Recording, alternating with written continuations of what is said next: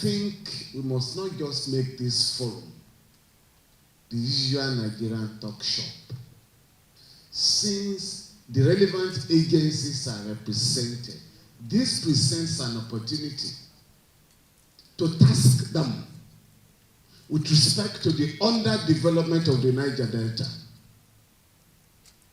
And I would like to start with the Office of the Attorney General of the Federation. There are two intervention agencies in Nigeria that are similar in terms of their responsibilities to the oppressed people of our country: the Niger Delta Development Corporation and the Northeast Development Corporation. Whereas the Northeast Development Corporation has a board in place. Since 2015, the Buhari regime has hidden under one excuse or the other to treat the Niger Development Corporation as an extension of the Ministry of the Niger Delta. There's no provision in the law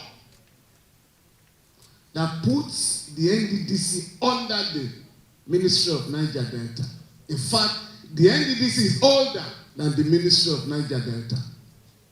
So if one should be under the other, it should be the other way around. But what has happened since 2015? You are either told that we're investigating fraud in the NDDC. Oh, we have set up an audit committee to investigate allegations of fraud. That committee submitted this report. No white paper up to now. We're only told, thousands of jobs have been abandoned in the Niger Delta. At the time the report came out, many of the contractors thought they were going to be arrested. So some of them moved to abandoned sites in order not to be prosecuted by the FCC. But when they discovered that the government wasn't really serious about it, everybody has gone back to their normal place. Since they believe nothing will happen. Therefore, let us start here by challenging the Office of the Attorney General to impress it on the President that it is discriminatory, it is illegal and unfair and unjust not to reconstitute the Niger Delta Development Corporation. It makes room for illegality.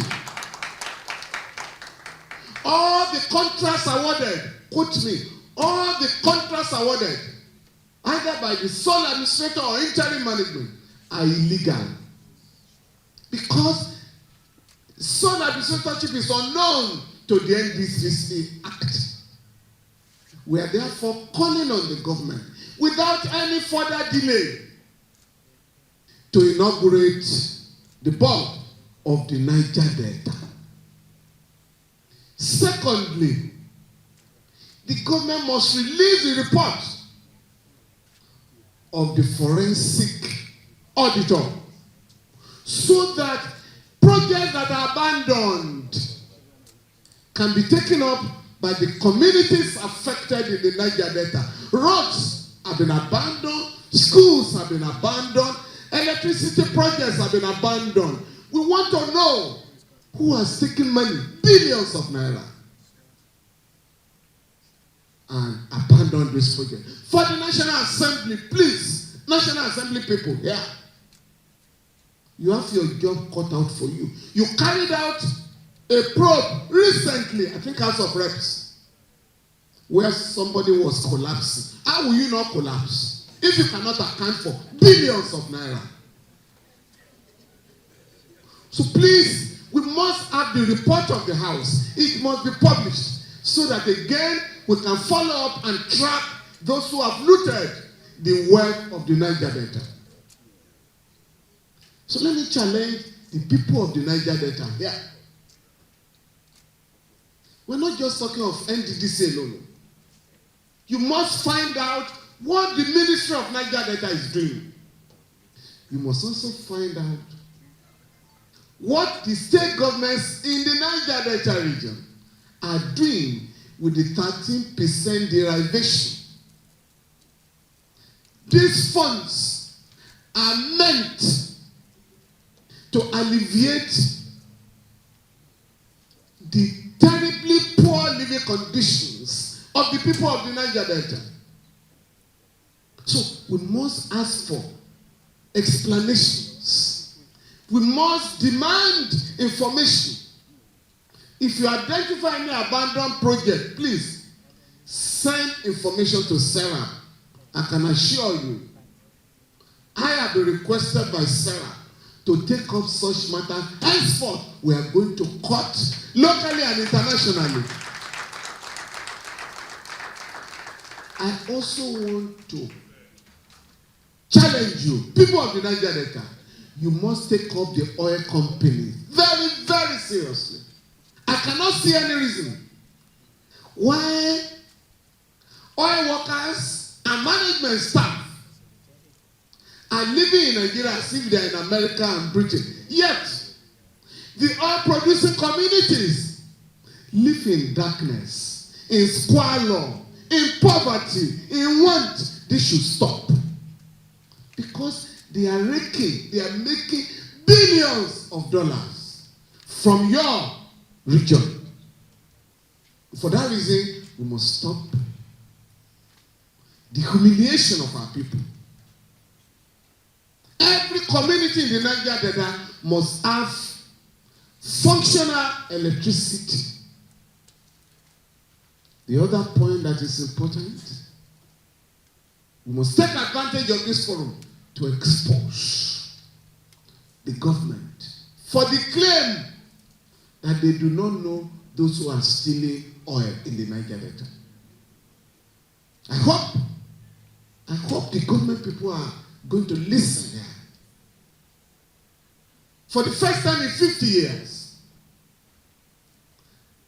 we are unable to meet our open quota. In a very shameful manner, our quota is 1.8 million barrels of crude oil per day. Today, the government claims that we are producing only 900,000 barrels. What that means, at $100 per barrel, it's about $99 million per day. We cannot be producing oil for thieves. No responsible government in the world today can say, sorry, we don't know oil thieves. Do you understand me? Because technology has gone beyond this level. We have 36 oil terminals. Only 20 have meters.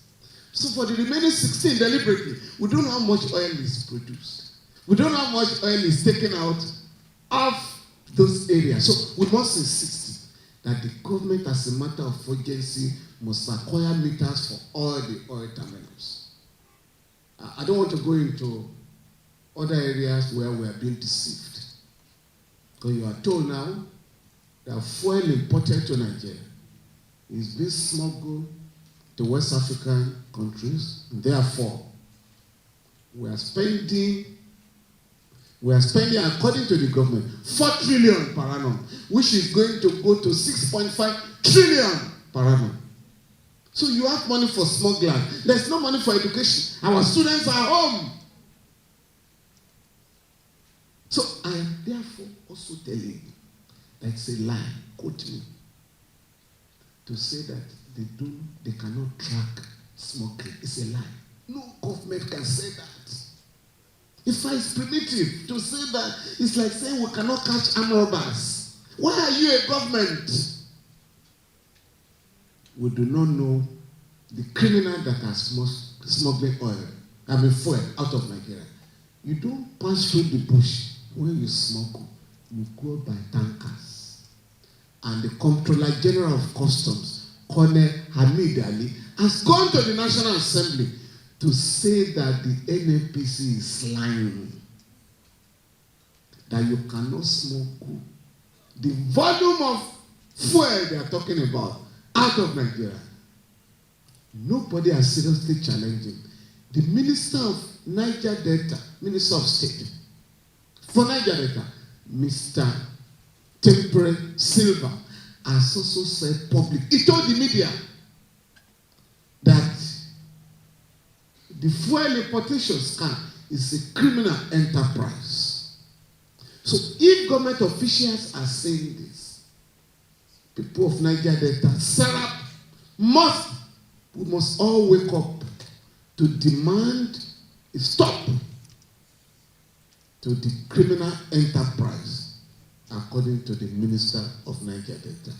And in particular, since the President of Nigeria is the Commander-in-Chief of the Armed Forces and the self-appointed Minister of Petroleum Resources, the people of Niger Delta must insist to be treated equally with the people of Northeast region.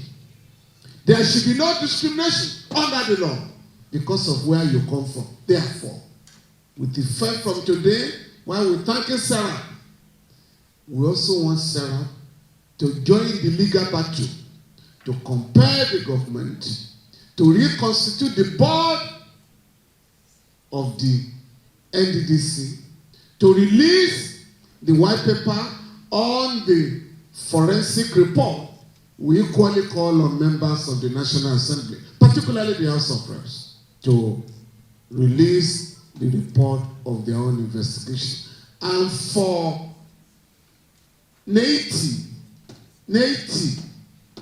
please, Naiti must also collect the $6.5 billion taxes or royalties not paid by the oil companies operating in the Niger Delta. They claim they have recovered part of the money. You must recover the entirety, because part of that money should go for the development of the